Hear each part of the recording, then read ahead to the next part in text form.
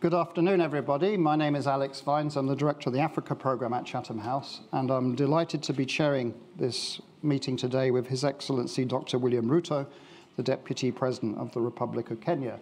And indeed, Dr. Ruto, Excellency, welcome back to Chatham House, because we're talking on the staircase of where Dr. Ruto had been, where his name is on the staircase of the speakers we've had over the last 100 years here. So please just make sure that your mobiles are on silent, and a reminder that obviously this is being live streamed. You've got TV cameras at the back, so this is fully on the record. Nothing to do with the Chatham House rule here today. And if you'd like to promote us using social media, please do tweet this event using the hashtag CHAfrica. I just want to again thank Dr. Ruto, His Excellency, for speaking here today. As you know, he's the first elected Deputy President of the Republic of Kenya, and he's a presidential candidate for the August 2022 elections. Previously, he served as Minister for Higher Education, Minister for Agriculture, and Assistant Minister for Home Affairs. He has represented Eldoret North constituency in the National Assembly for 2 consecutive terms between 1997 and 2003 onwards. He served as the chairman of the Parliamentary Select Committee on Constitutional Reform in the 9th Parliament, leading to the process of setting up a team and structures that put Kenya on the road to a new constitution. He holds a doctorate in plant ecology from the University of Nairobi. This is election season now for Kenya. It's heating up. I myself was in Kenya in December. At the time, I kept asking people, who are you going to vote for? Those on the street were all saying that Dr. William Ruto was their man. Many in the middle class and in business were less sure, wanting to understand the man better, to get a better sense of him and what his policies might be for private sector and for the prosperity of Kenya. So again, Excellency, I'm really delighted that you accepted to come to speak here today. I know your trip to the United Kingdom is very brief. You've just come in from Washington, D.C., and I myself am going to be fascinated to hear your vision for Kenya's, in terms of prospects, challenges for shared prosperity, and indeed how you see the build-up to the elections in August. So with no more ado, I'd like to invite you to the podium, and please give your presentation. Thank you.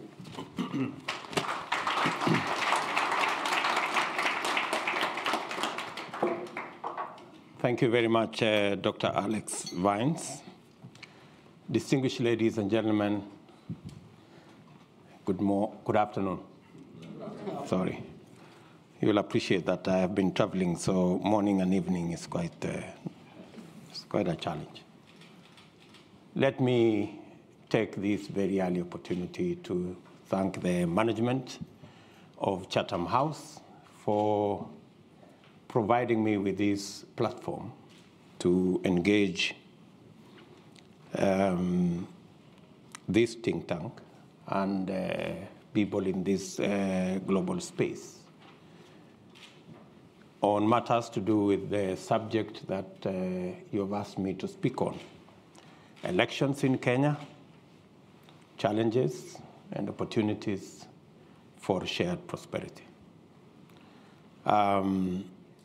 I was here about 3.5 years, 3 years and a few months and a bit. And then I discussed about what I saw Kenya, a generally optimistic view of what I thought about our country. And in the context of our region, the challenges that we face in that part of the world. We live in a neighborhood that has many challenges, but in that context, Kenya still stands out as the place that can provide the necessary stability and the anchor for the engagement of our region with the rest of the world. On 9th of August this year, the people of Kenya will go to polls. and we will have an election. A lot has been said about that election. I want to commit on this platform that we will work and deploy every resource in that's it within our ability to make sure that our election is free, is fair, and is peaceful.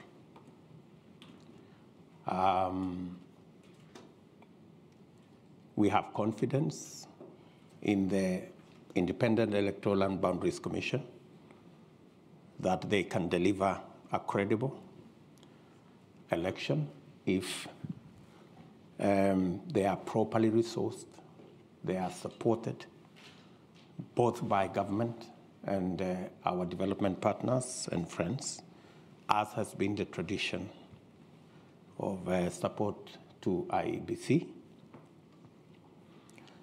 That election is a decisive election. I may also call it a transition election, because in it we have either to transit into a prosperous Kenya, or we could regress into something else. There are largely, from where I stand, there are 3 propositions on the ballot this year.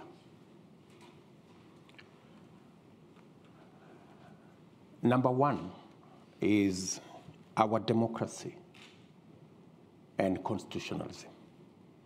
That's on the ballot this year. On our side, we believe that the way to the future is to consolidate our democracy by completing the implementation of our 2010 Constitution that is largely a very progressive constitution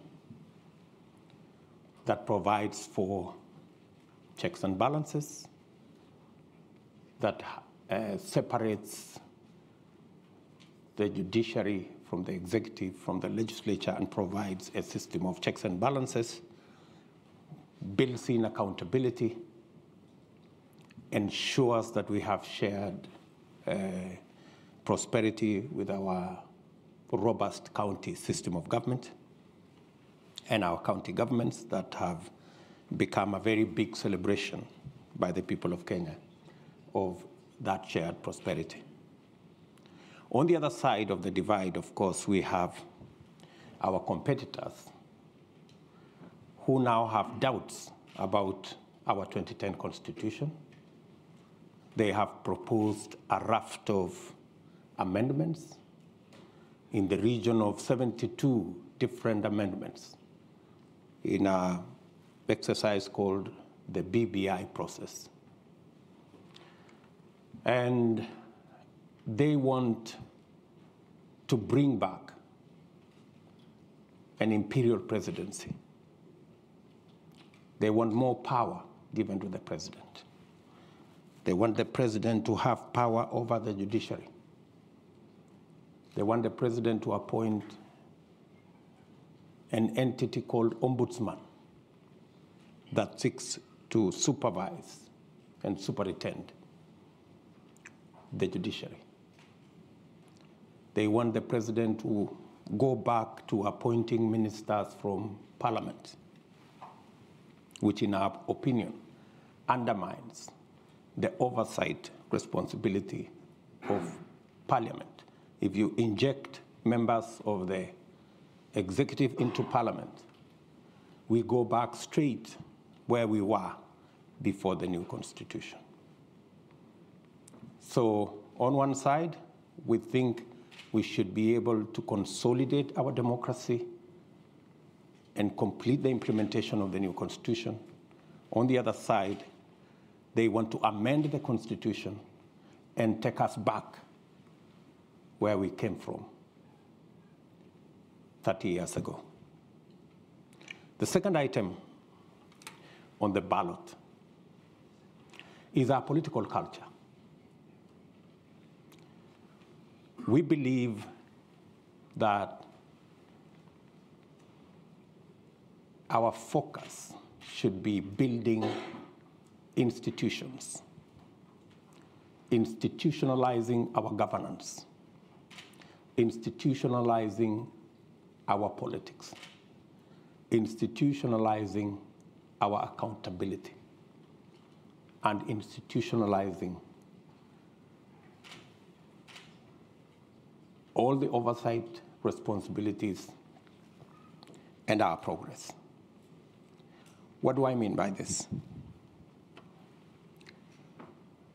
On one side, we believe we must build our politics around political parties. We've painstakingly been part of building national political parties. I was a member of KANU when KANU was a national political party. I was a member of ODM when we built it as a national political party. I participated in building Jubilee as a national political party.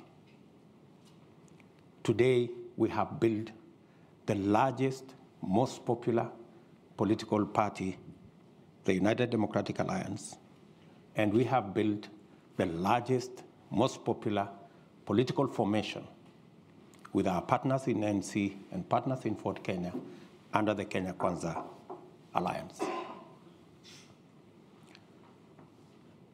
On the other side, many believe that politics should be built around personalities and personality outfits. The question I often am asked is, how will you succeed in your presidential campaign unless you have the support of Uhuru Kenyatta or the next guy or the next guy, oblivious of the fact that we have built the largest political party to many people. And that's the culture we need to deal with, is that the institution of a political party, they don't see the value of it. They see the personalities. And that's why the contest in this election is, on one side, we have the team that I belong to, the team that I lead. We believe that this contest should be framed around a national political party and a national political movement rather than on personalities and individuals. Number one.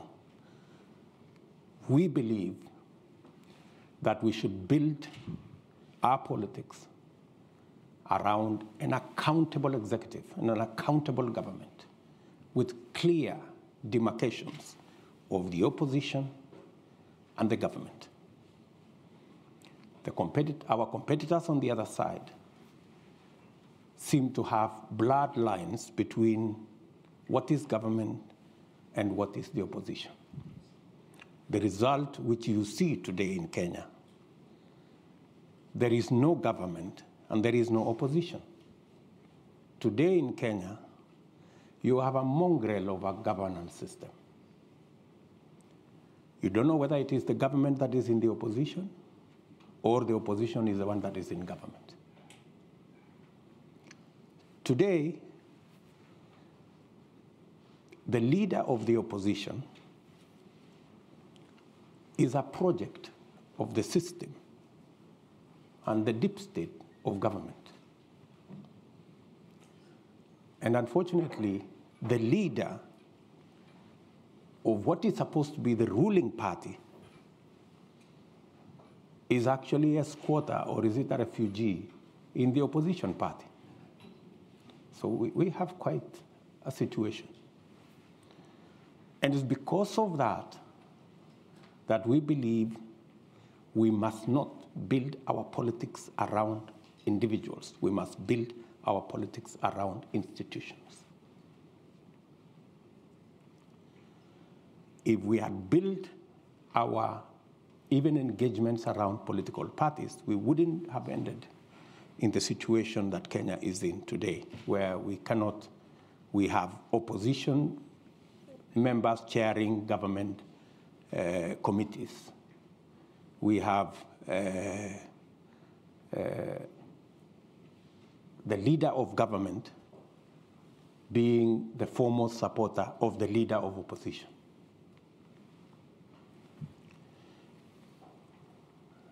The third issue on that subject of political culture and building institutions. Today, anywhere in Kenya, people will tell you the fight, apart from the oversight responsibility of the opposition over government being compromised because of the lack of institutionalization of our governance. Today, anybody in Kenya will tell you the fight against corruption is laced largely with political persuasion. If you have challenges of having stolen from the public, you only need to be a friend.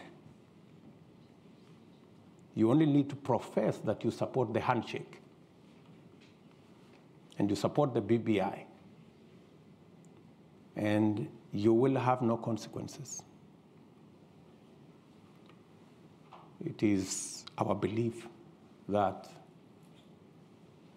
accountability should be built and institutionalized.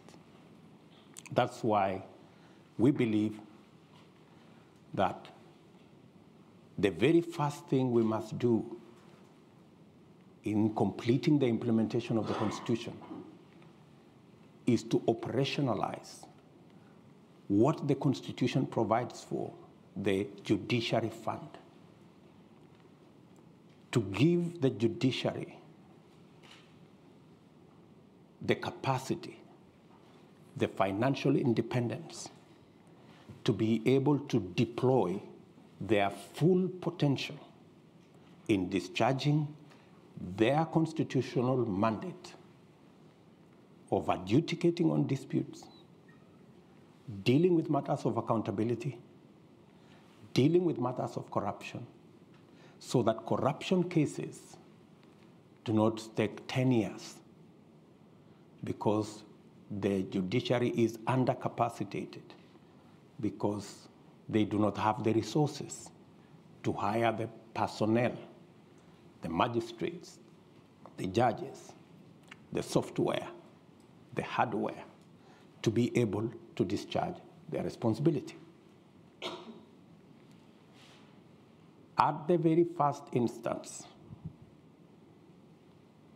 it's our commitment that we must operationalize the judiciary fund and get the judiciary to do independently what they are supposed to do.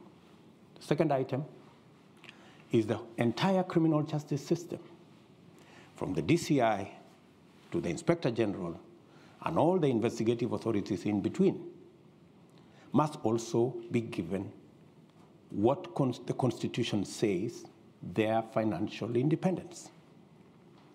Today, the IG, the Inspector General, the DCI, they run independent offices, but they depend on the office of the president for their finances. They do not have financial independence. There is a common saying, he who pays the piper calls the tune. So if somebody else is paying, that's how they decide who you go after and who you don't go after. That's how they decide if you are on this side of the political divide, there are no resources to prosecute. And if you are on this other side of the divide, there are resources to prosecute. We believe the criminal justice system should be truly independent by not just having constitutional independence, but having financial independence to discharge their responsibility. Institutions, institutionalizing the fight against corruption, institutionalizing accountability, institutionalizing oversight. That way, we will be on the trajectory of getting Kenya where we want. So, what's on the ballot? Those of us who believe we should institutionalize our politics along political party lines, institutionalize accountability by having clear separation between the opposition and government, institutionalizing the fight or accountability by making sure that the judiciary is independent, the institution of the criminal justice system is independent, not just by constitution, but financial and operational independence as well, rather than build this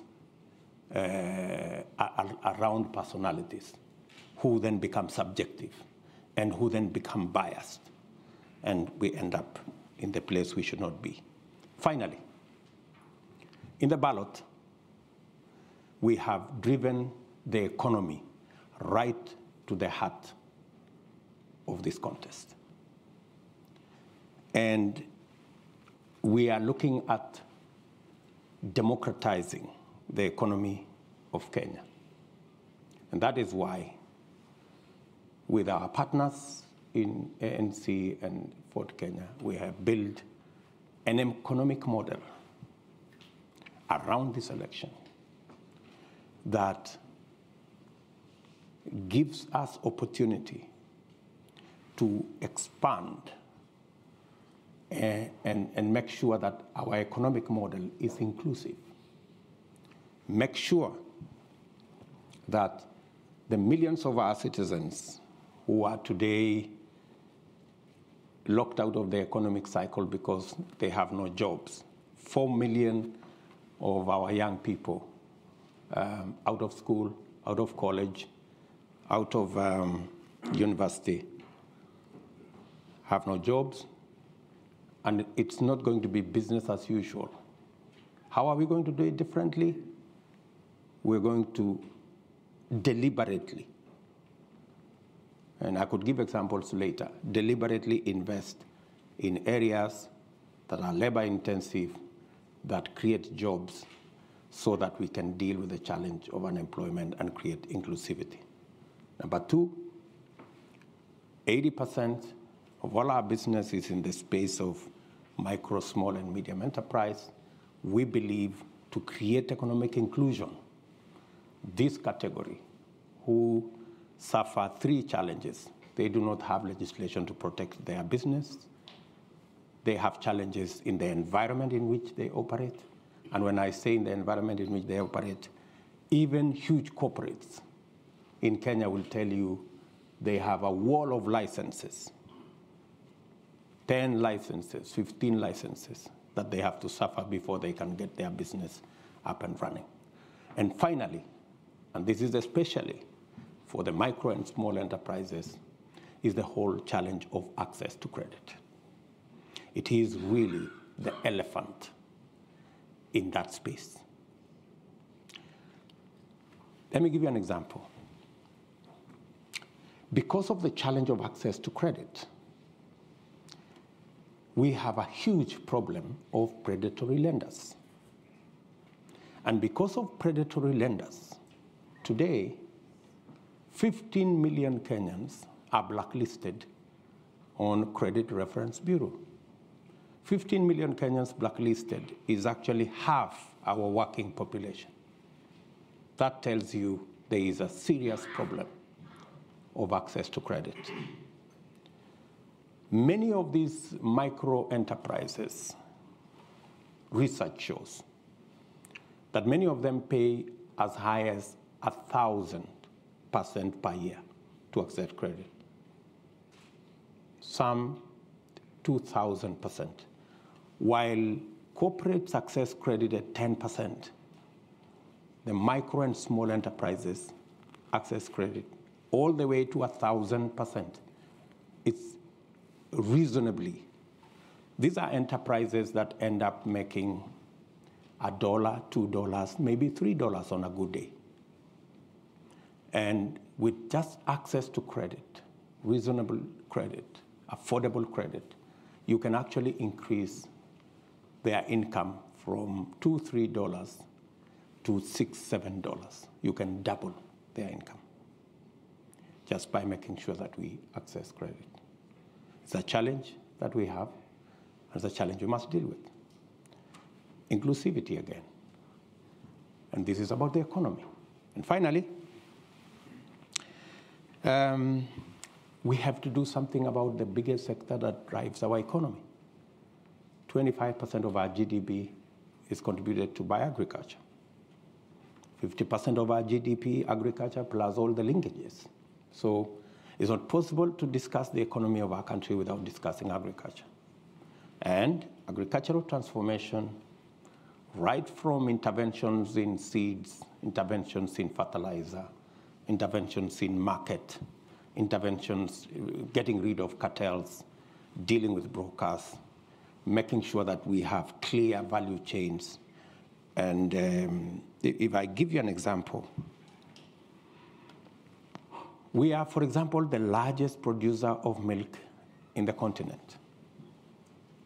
We produce 5 billion liters of milk.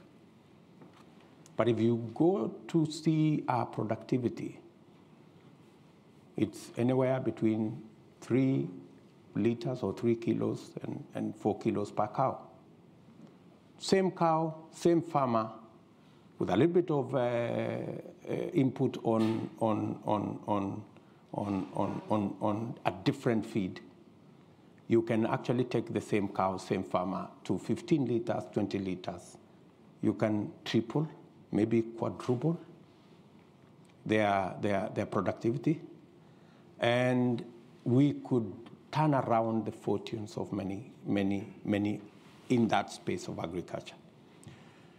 We import 180 billion shillings worth of food items into Kenya, when we have a huge farming community that can actually produce. 12 million households in Kenya are in the category that majority end up being net importers of food, yet they are farmers. We need to build the capacity, increase the productivity of these people who are already in the farms so that they can produce enough for them to eat. And with enhanced productivity, they can begin to help us manage the 180 billion import bill by supplying some of it.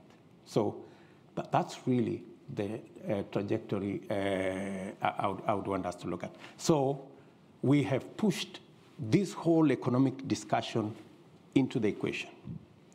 Our friends on the other side, maybe they will explain to you what I have heard them talk about is the old stories, the things that haven't made a difference in Kenya.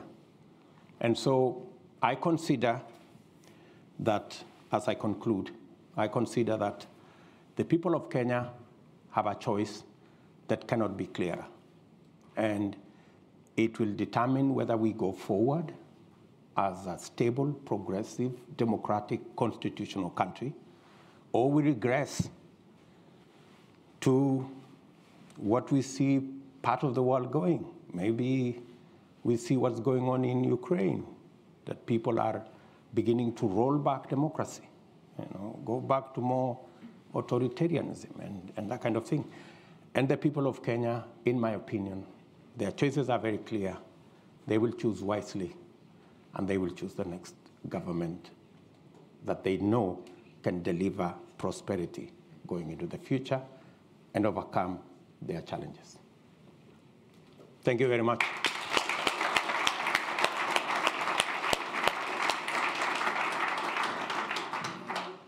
So for those of you on Zoom, just a reminder, that was His Excellency Dr. William Ruto, Deputy President of Kenya, discussing the opportunities and the outlook for change arising from August's elections that are coming up in Kenya, and sharing his vision of a bottom-up economic model for Kenya's long-term prosperity.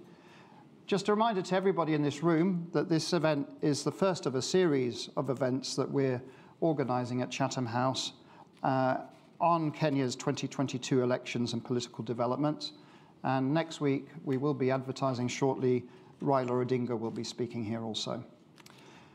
So, if you want to ask questions, we're going to do this two ways. One is there's roving microphones in the room, and I'll start off that way. But we're also, via Zoom, receiving questions from all over the world. So if you want to ask a question and you're on Zoom, please use your Q&A box function to indicate that. And I will also see if I can invite some of those who are on Zoom to ask their questions verbally, but I'll also summarize some of those that are coming in. So again, we'll take 3 questions now from the hall, and the lady in the far left there, you, madam, please go ahead and ask your question. Thank you. Deputy President, we'll take questions in 3s, so if you just take down Your Excellency, Deputy President of Kenya, distinguished guests, Dr. Alex, my fellow Kenyans, first I say karibuni to our guests, and jambo. So, Mr. Deputy President, I've got 2 questions.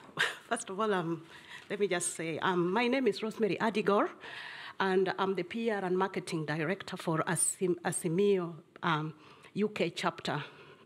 So I've got 2 questions for you. First, when you formed the government with His Excellency President Kenyatta, he treated you more like a principal. And in that case, you were given some of the most powerful dockets that, as any deputy president, we've never seen that sort of. So that was generosity from his part. But you also played because you also brought the number with you. So it was like this. So what I want to ask is, what are you going to do different, having seen the level of corruption, unprecedented corruption that engulfed our country to an extent whereby people can't even afford to buy milk, people can't even afford to buy even just oil. And yet we have people who they are just rolling in lots of money.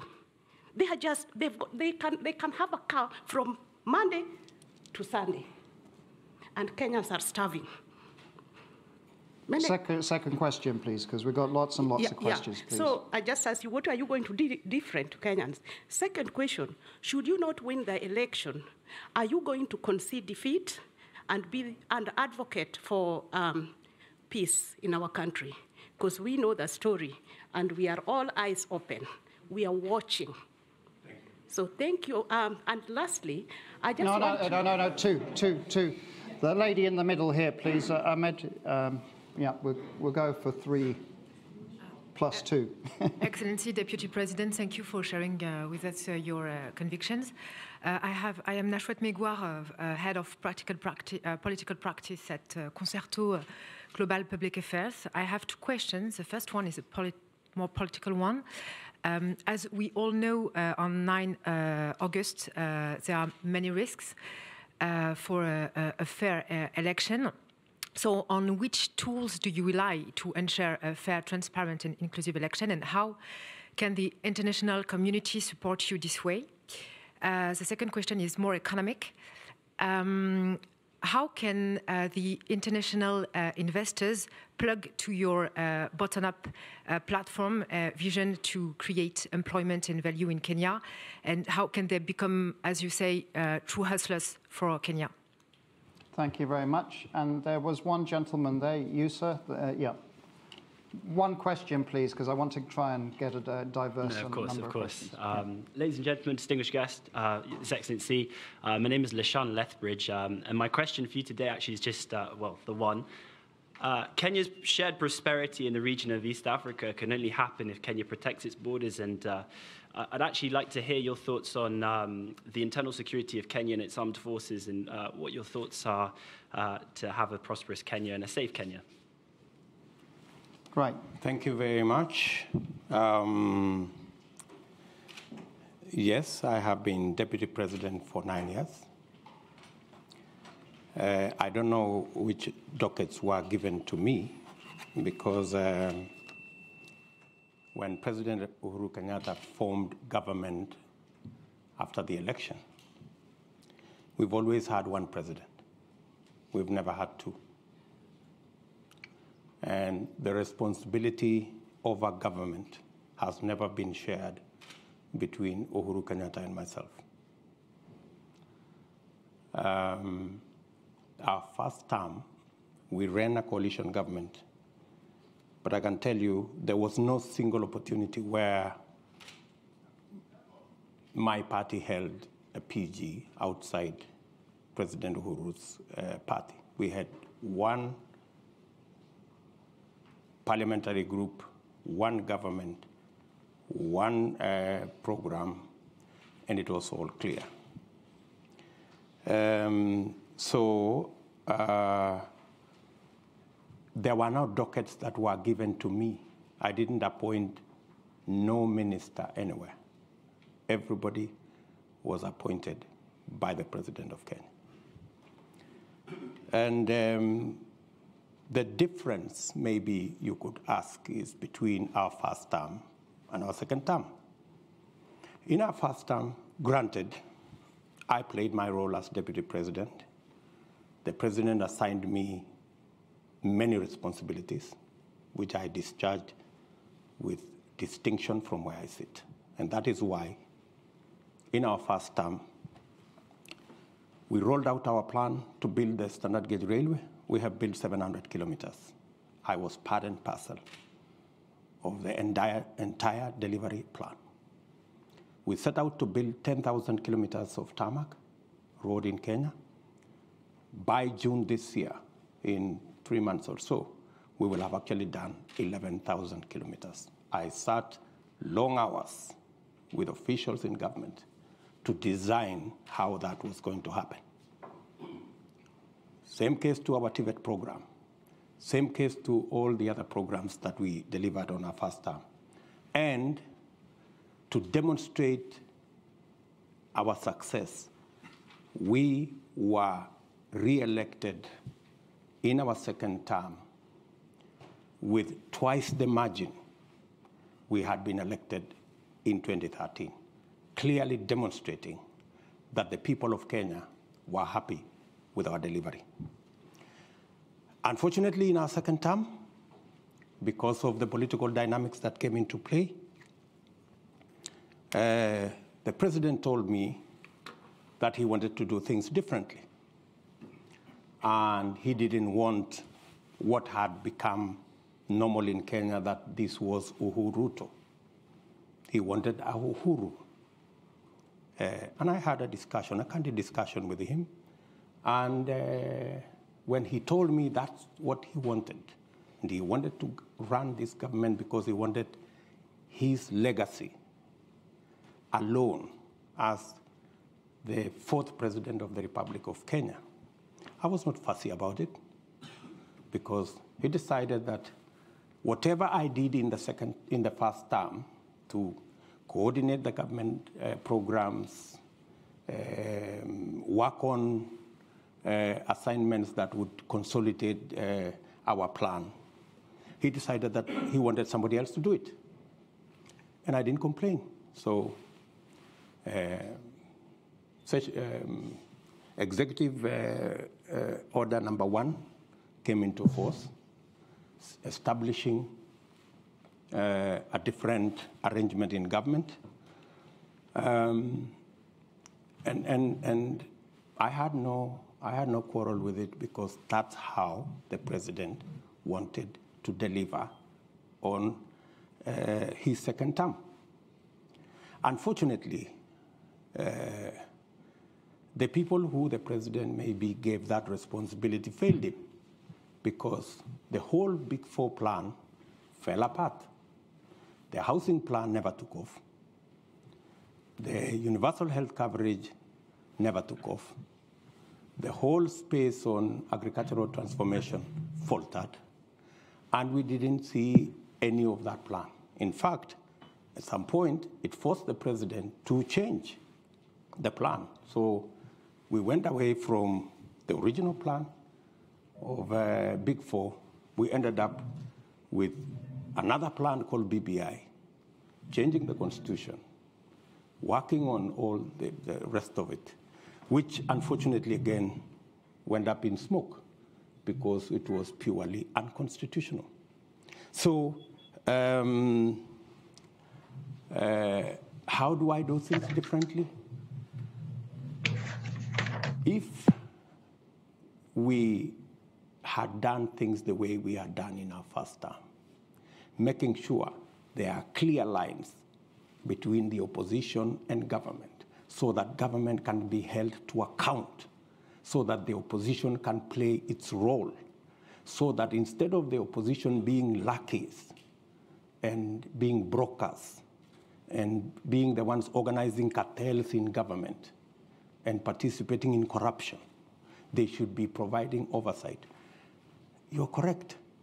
You know, Kenya is in a worse place today. There is no oversight.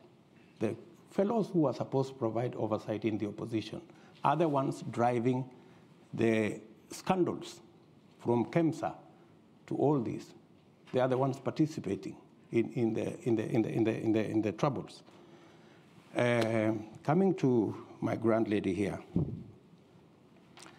Yes, there are people who are skeptical about whether we will have free, fair elections, and especially peaceful elections. The point of elections being violent for the last 3 elections has largely been the refusal by participants of the election to accept the outcome of the election. That has been the point of departure. I can say with a lot of confidence that the last 2 elections did not have tribal anglings. We largely ran 2 formations, one in NASA, one in Jubilee, that largely represented the face of Kenya on both sides.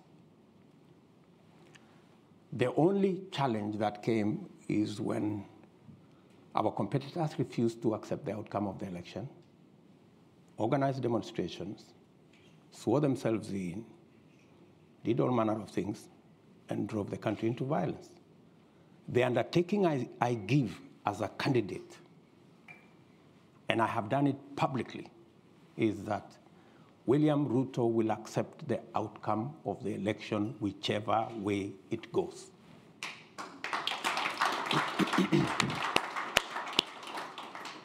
And I want all the other candidates to make the same commitment. They have not made the same commitment. They are dodgy about whether they will accept the outcome of this election. In fact, many on that side, it's in the public domain, have said they will rig the election, right? Many on that side have said to those who care, even if William Ruto wins this election, Uhuru Kenyatta will not hand over power to him. They've said that in public, right? So what we need is those of us as Kenyan leaders, the Kenyan public, and our friends in the international community to speak to all the candidates so that they can commit in public unequivocally that they will accept the outcome of this election. And I say so, especially the notorious ones who have never accepted the outcome of any election. Until they commit that if they lose this election, which is most likely going to be the case, that they will accept the outcome of the election. That way, we can guarantee peace after the election by making sure that all the participants do what I have done publicly.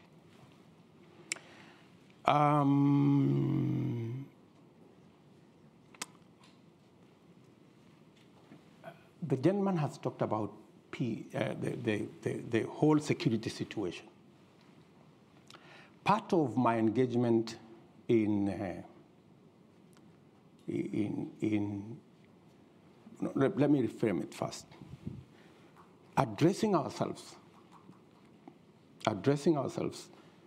to the inclusive economic model goes a long way in managing the security situation within our country, because many of times the contestations and the conflicts are around resource sharing. The sooner we address ourselves, increase the possibility of our pastoralists, make sure that we enable our pastoralists, enhance their productivity, enhance the productivity of our farming communities, build resilience, and make sure that we using the inclusive economic model, we carry everybody along. We will pacify the country within. And working with our development, with our international partners. And this is the discussion I was having with the State Department. And hopefully I will have that statement with the Minister for Defense and the Minister for Africa tomorrow here in the UK, is on how we can build on the partnership that exists at the moment to deal with violent extremism and to deal with the challenge of terrorism and to deal with the issues that are cross-border. How we can build that alliance around AMISOM, around the partnership we have to secure not just Kenya, but to secure the region so that we can make it available for investors and for partners to work with us in the progress of our country.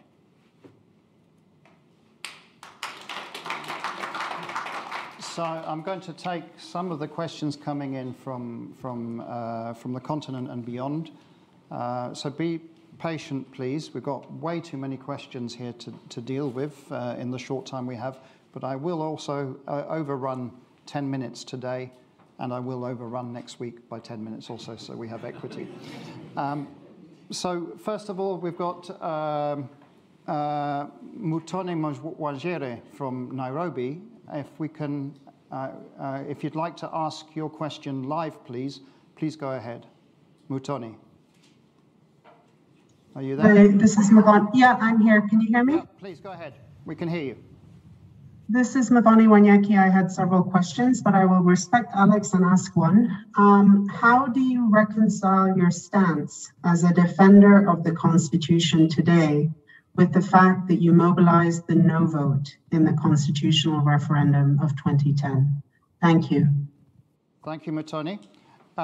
We also have a program here called our Common Futures Conversations. And so our next two questions will be from young members of that project. For your information, Deputy President, the Common Futures Conversations project at Chatham House is a centenary initiative. We celebrated our centenary in 2019 that uses a bespoke online platform to provide space for young people in Africa and Europe to share perspectives on key global issues and engage in policy makers.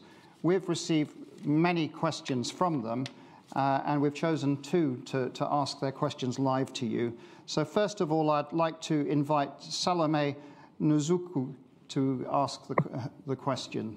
Salome, please go ahead. Thank you for the opportunity to ask this question. My name is Salome Nyanzuki.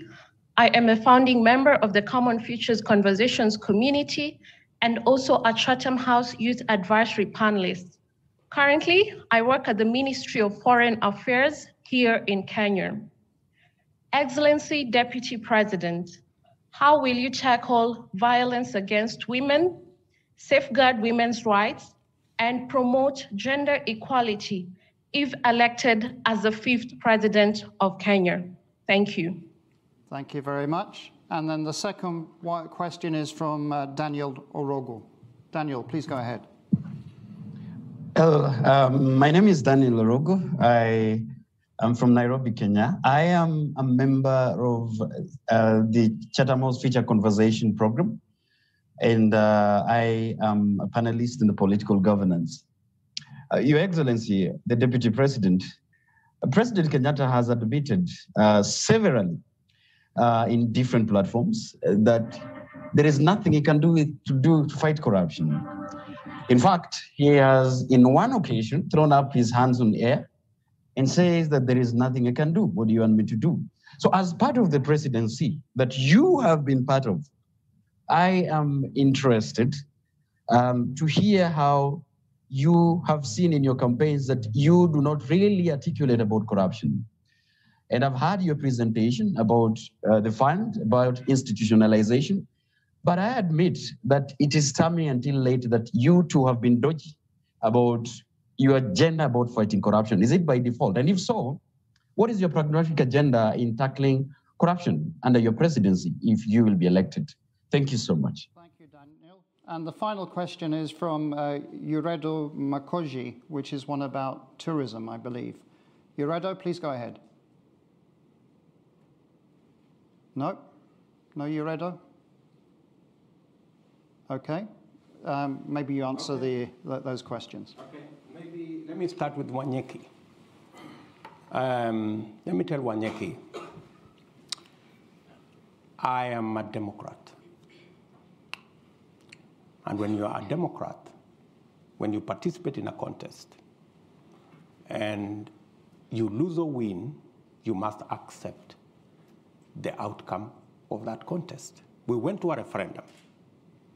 Yes, I mobilized the no vote because I had misgivings about sections, not the whole Constitution, sections of that Constitution.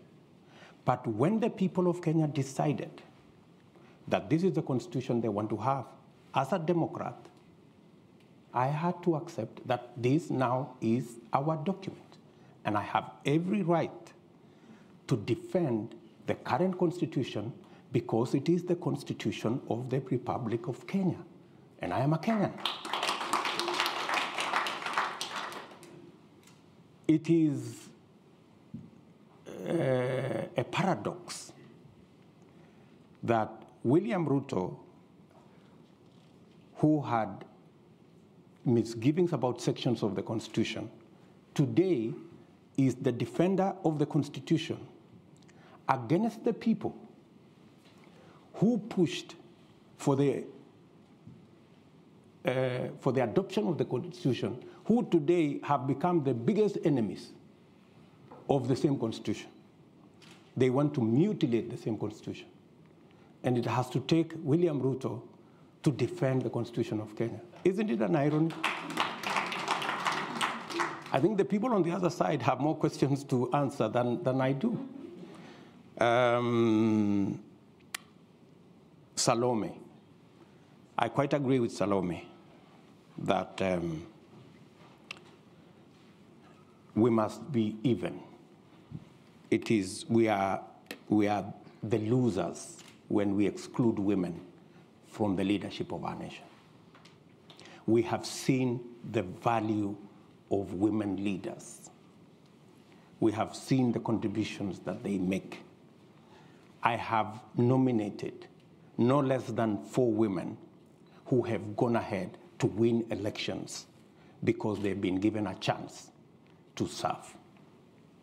So the more women, the more we provide opportunity for women to participate in leadership, the better for everybody.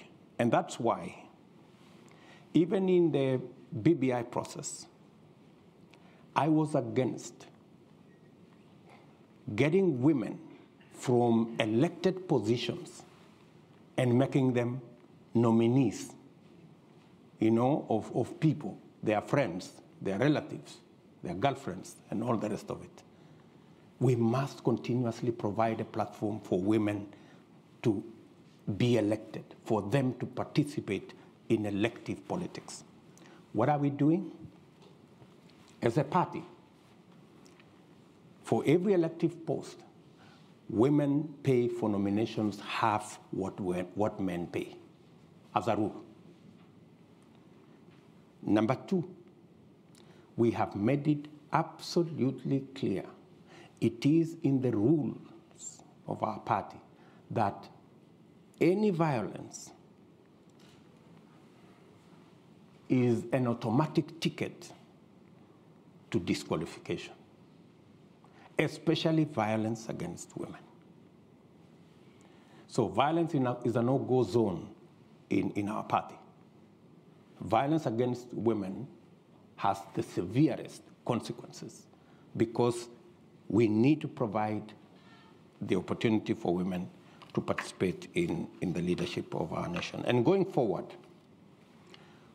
we will support the affirmative action components that ensures that representation progressively until we have parity on matters to do with gender becomes part of our equation until we get everybody the opportunity to be elected. David, I don't remember what David was asking. Can you remind me, David? Corruption. Yes, good. David was asking about the subject of corruption. And precisely, he's captured it very well, that there are so many people who pontificate about the fight against corruption. He said, President Kenyatta at some point said there was nothing he could do. I think that's a question he needs to direct to President Kenyatta. I would not throw up my hands that I have nothing to do. I have something to do. I need to get the criminal justice system to have its own financial independence, give them the capacity, the software, the human capital, the hardware to deal with corruption. I have said that I will roll out the judiciary fund to enable the judiciary to deal with accountability by providing them the human resource, the financial independence, the hardware and software to be able to adjudicate over matters and to deal with corruption cases expeditiously. Part of the lethargy around corruption is because it takes 10 years for a corruption case to be dealt with. Why? Because the whole investigation chain is lethargic, and the judiciary do not have the capacity to fast track because they are constrained financially, because we haven't made it possible for them to have that capacity to deal with matters to do with corruption. I have been very clear in my mind as to why the fight against corruption is top on our priority by institutionalizing the fight against corruption. And it is not going to be something personal between me and my friends or my enemies. It is something between the criminals and the law. And in my very honest opinion, the rest of the people who are giving us long lectures about corruption, it is public knowledge in Kenya that there are people who run a laundry to clean, corrupt people. If you are a corrupt person, you just need to pass through some office, pay some small stipend, and all of a sudden you are a clean person, you have no case to answer. I don't think that's what fighting corruption is all about. I don't think personalizing the fight against corruption so that it is me versus my enemies, that's not how to fight corruption. The way to fight corruption is to build the institutions that can independently deal with the challenge of corruption. One final thing. William Ruto, our former Chief Justice, when he left office, he said the one thing that he was very happy about is that the telephone line never rang with a call from State House. In 4 years that he was Chief Justice, not one day. It never rang. And he was very proud of it. Because that's how to keep the independence of institutions and to make sure that every institution does its job. And that's the essence of why the Constitution set up independent institutions to deal with weighty matters like oversight, accountability, and the whole criminal justice system. Okay, too many hands for the time we've got.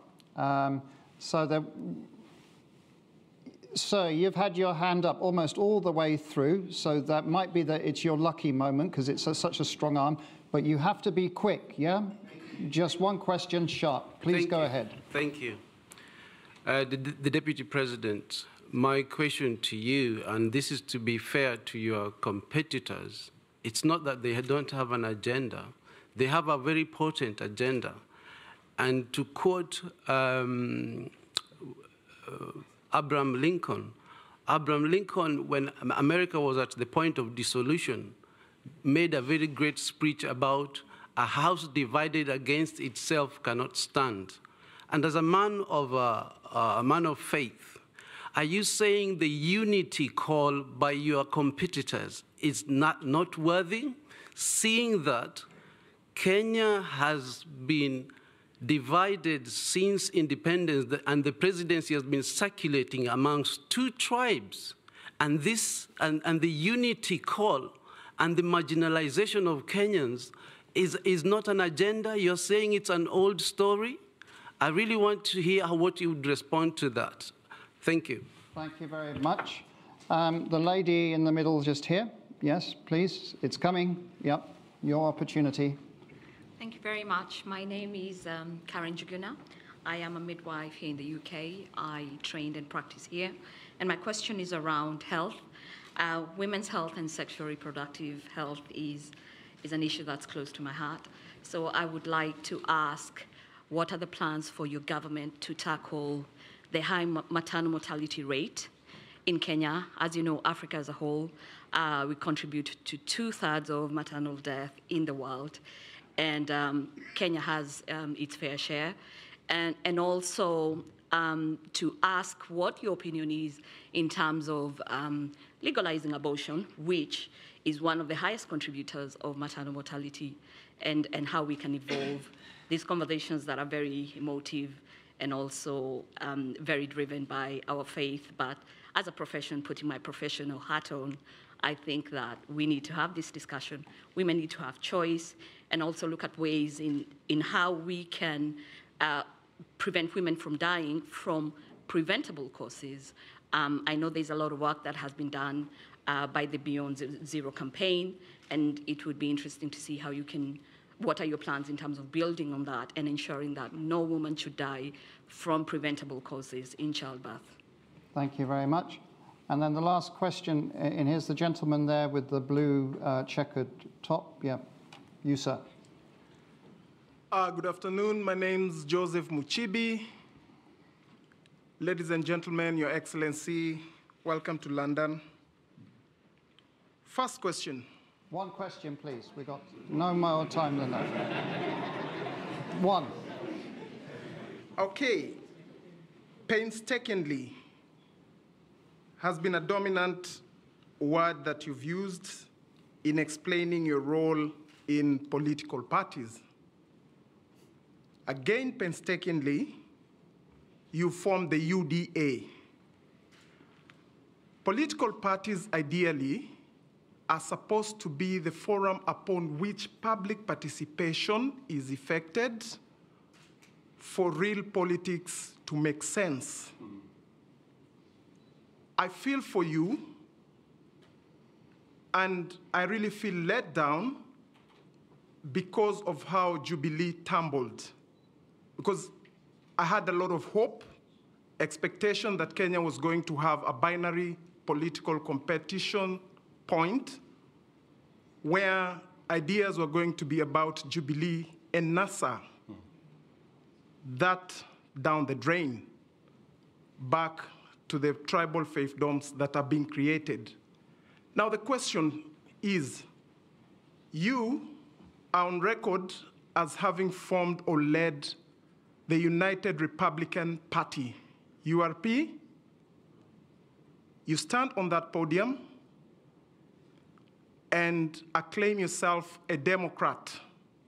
So there is the Republican and the Democrat you.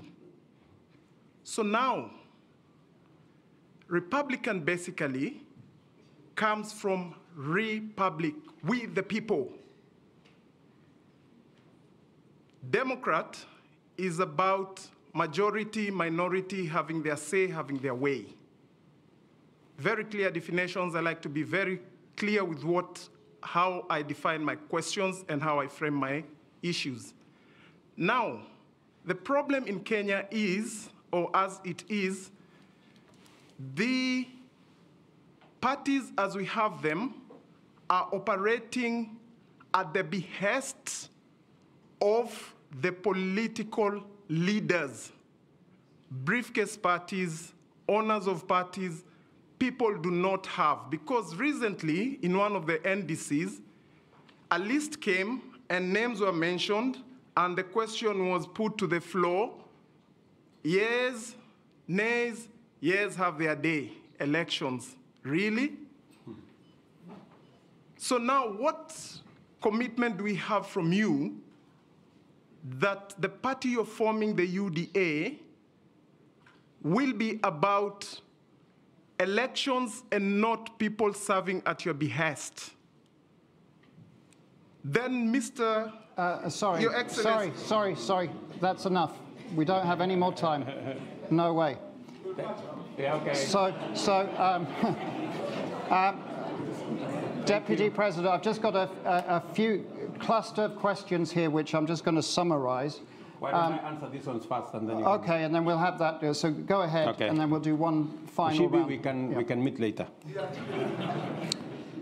My good brother, I didn't get his name at the back,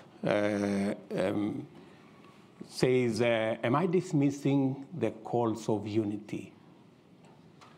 By no means, no, I'm not dismissing the calls of unity. I just want a bit of honesty and decency around those calls. When we went and we were told that we were having the handshake and it was about the unity of the country, it never turned out that it was a conspiracy. It wasn't genuine. You know, what happened? There was no unity. There was no building bridge. There was nothing. What happened? The handshake destroyed Jubilee, the ruling party. The handshake destroyed NASA, the opposition coalition. The handshake destroyed our Big Four plan. We couldn't implement it. The handshake destroyed government as we knew it. There was no government. There was no opposition. We ended up in a conundrum that nobody knew who was in the opposition. So as we call for unity, is it the unity of the leaders or is it the unity of the people? It is way different, because there is a push by our competitors that the unity they understand is that if you have 3, 4, 5 leaders from their communities deciding to work together, that is unity, and every Kenyan should be satisfied with it. We hold a different view. We believe that the unity of the nation will be built around getting everybody included, the inclusion, the political inclusion. That's why we are building a national political movement. That's why we are building a national political party. That's why we and our competitors and our friends, we are building a national political formation. Economic inclusion. It's not that when a leader has occupied an office, he has occupied an office on behalf of his community. No. It is the economic inclusion that will create the unity of the nation. And to speak to you directly,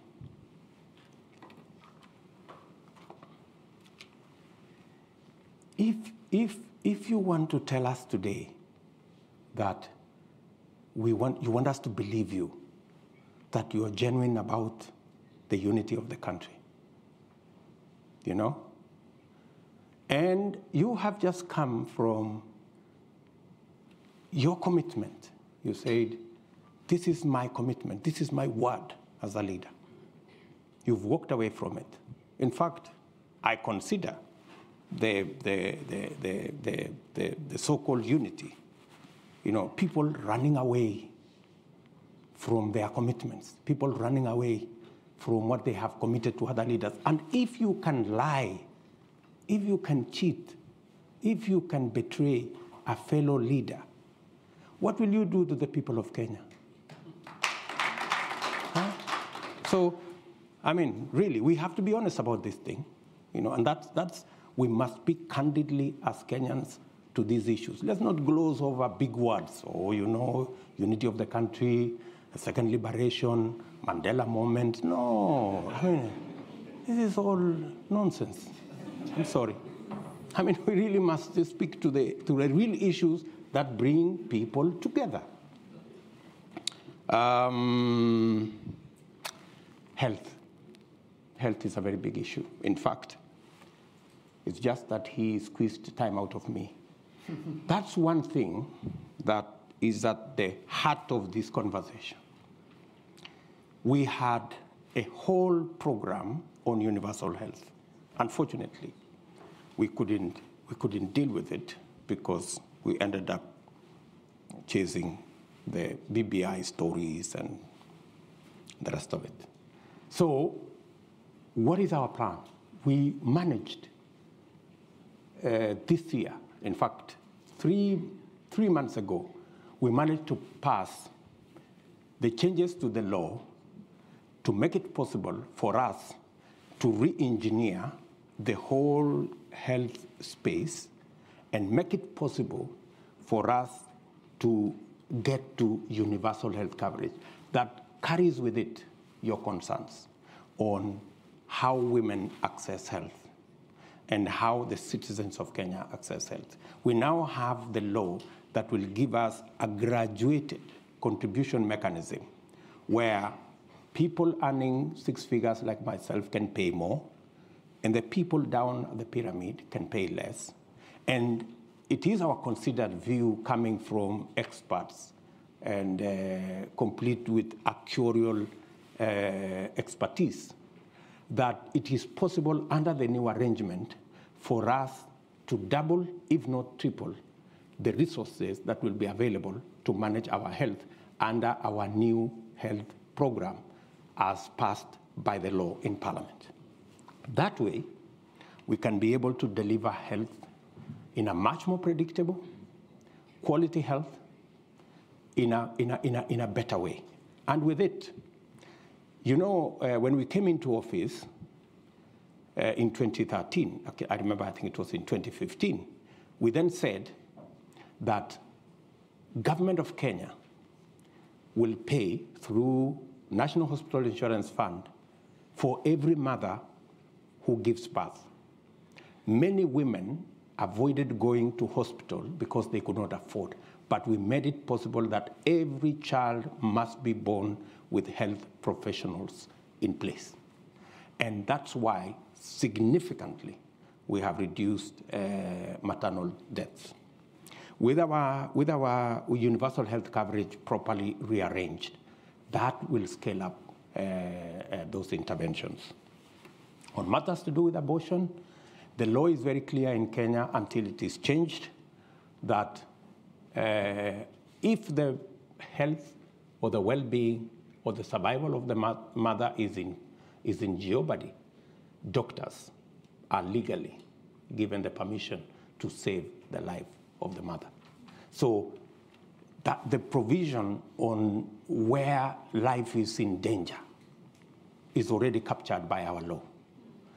maybe then, unless you're talking about something much more progressive, then that's another discussion. Kenya is a democratic country. We will have a conversation. And when we get to that place where we make that decision, then we will implement it in whatever fashion that the law will provide at that point in time. Mushibi, sorry, yeah, on what guarantees do we have to make sure that we are not transiting from this party, and the parties are not democratic, and that kind of thing. I am the biggest loser when it came to the collapse of Jubilee. I had invested, the same way I see that passion in you, I had invested a lot of emotion, a lot of effort in building the Jubilee Party. Unfortunately, we tried. The members of my team who are sitting here, who are members of Jubilee, know that I was the last person to accept that we move out of Jubilee. I was the last person. They are here, they are seated in this table. I was the last person. Everybody else had come to the conclusion that Jubilee cannot be saved. We have to get out because this Jubilee has been taken hostage by people who did not want us to have a platform to be able to prosecute a national agenda. And when there was no option, we left. But the flip side is that we ended up with a much more popular party than Jubilee. We ended up with people even who were not in Jubilee joining us. Some of them from other political parties, some of them even from ODM. We even have members of ODM who are sitting in this audience today who have joined us in UDA. So that's what it is. So I quite, the same way you sympathize with me, I also sympathize with you because I could see you are a great believer in that party. We don't have any more time for questions from the audience. This is the Royal Institute of International Affairs, so there are two questions that I've got from Joel Keefe and also from Amitav. One is, if you're president, what's your position on the East African community? How are you going to get unity on it? And do you have a vision for common currency? And the second question was about what's going on in Ethiopia. How worried are you for Kenya? Those are the two questions. I have participated as Deputy President on many fora discussing what we need to do about East Africa community. We've moved it when we came into office. We've moved it several steps. In fact, today, I think the intra-trade in East Africa is about either 18 or close to 20%, making it the most progressive trading bloc in the African continent. We have provided the leadership for that to happen, eliminated barriers, requirements for people can now cross borders in East Africa using IDs. Students learning in different countries can pay fees using local currency. I think we are making that progressive. We are admitting DRC into EAC as part of building the necessary network that would enable us to do more trade. And I believe that EAC presents an opportunity for not just Kenya, but for the international community to work in the East Africa arrangement and access opportunities from any of the countries into the East African region. I also see EAC as a building block to Africa Continental Free Trade Area. That space is very important because it gives us in the continent latitude to access and to persuade investors from the rest of the world that we have a mechanism that they don't have to do multiple things in every country, that operating from one country, you can have access to the entire African market. As to the issues going on in Ethiopia, I believe from a Kenyan perspective that we must work with Ethiopia towards a peaceful resolution of what's going on in Tigray. Ethiopia is so important to Kenya because if anything were to happen to Ethiopia, it would put a lot of pressure to Kenya, because then we become the only country stable that can then, anchor that whole region. So Ethiopia is important to us. We have gone out of our way as a country to provide the mechanism for there to be a discussion, a dialogue, and possible a resolution of the issues in Ethiopia, so that together with Ethiopia, Kenya can begin to see how we can stabilize Somalia, complete the elections in Somalia, and make it possible for them to establish a government that we can work with, so that we can form the structures of government. With Ethiopia, again, work on South Sudan to complete the peace discussion there, so that we can also settle the government there, and also work with the Sudan, so that we can transit from the military to a civilian authority, again, to consolidate the whole of Africa and that region, so that we can have a peaceful neighborhood. Thank you very much. So first of all, first point, I want to apologize that we overran a bit. Your indulgence is much appreciated. We will overrun next week for the same amount. Secondly, you're of course all welcome to register for next week, so we'll be very happy to see you again. And also just to to tell you, in fact, the Deputy President mentioned the AFCTA. Well, we've got the the Secretary General of the AFCTA speaking at Chatham House at the end of this month, so we also hope that you'll come back and listen to that. And finally, most importantly, if we can all thank His Excellency Dr. William Ruto for being with us today.